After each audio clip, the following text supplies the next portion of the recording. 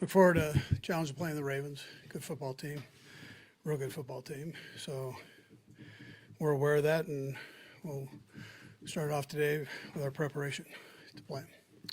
With that, time's yours. Coach, you've had number 14 here for 3 years. You got a chance to see him Monday night. What do you think his addition to that team? What kind of problems do you think that might pose for your defense? Yeah.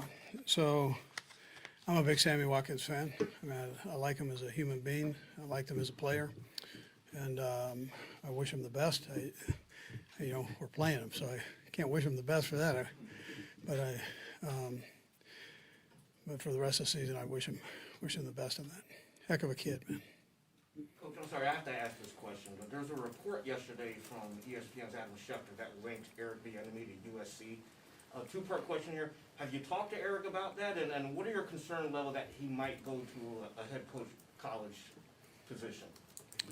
Yeah, I mean, listen, I haven't really talked to him in depth about that, but I know he's from that area, and he's going to be great wherever he goes. So, and I'm his biggest fan, so I stand on the day if he wants to go there or wherever he wants to go.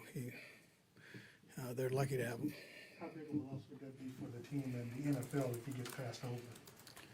Yeah, I mean, listen, you guys know how I feel on that. I mean, I think the world of him, and I think he's a heck of a football coach and a great man. So. You talked a little bit about Sammy Watkins, obviously, there, but Orlando Brown Jr. is going to have his first game going back against the Ravens. Is there something extra that comes whenever a player is having their first game back against an old team, especially when it's such a quick turnaround? They know most of the guys on that roster. Yeah, I mean they've got Justin Houston too, so I mean there's a little bit of that going on in this game of knowing people, so in organizations, but I'm sure he'll be excited.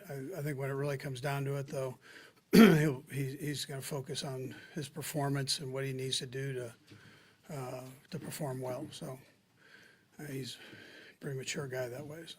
Well, the last couple of years, because this has been somewhat of a big rivalry between the two teams, but you all have gotten the better of them the last 3 times. I believe that Patrick has been a starting quarterback. What's so special about this matchup against Lamar Jackson and this type of Ravens defense that you face?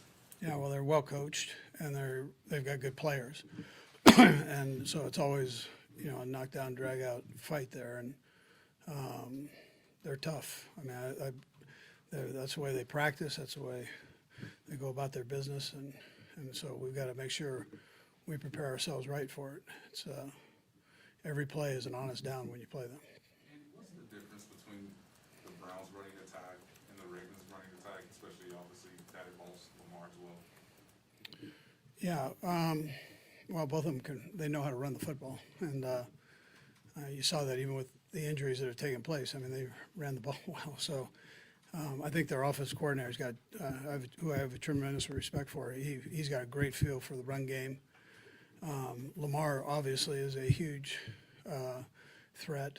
I mean, he can throw it and he can run it, and he's smart. So I mean, all those things go in, and he likes to play the game. So you got to prepare yourself the right way there. And do you have any thoughts on Dave Culley getting a win in his first time out, particularly after what they've had to go through down there? Oh no, I mean, I think it's great. Dave again is a great human being. I think he's good for that organization, in particular where they, what people perceive of where they sit now. And he has them believing. And Tyrod is I think he's a very good quarterback.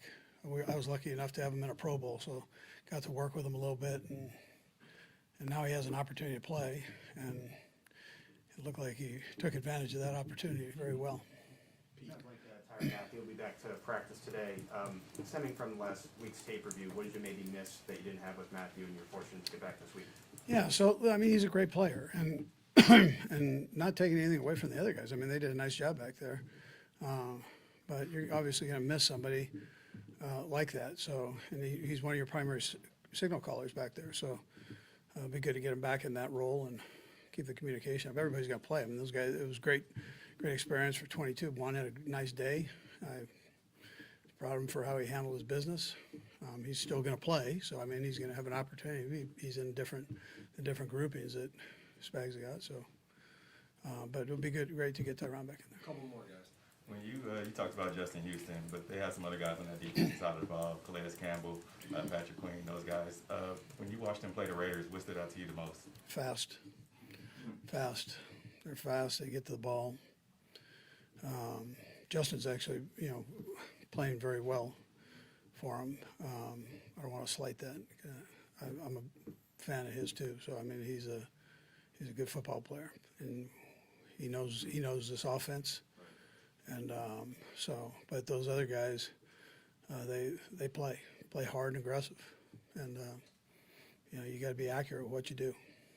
All right. Okay. Thanks. All right. Good. Yeah, thank you.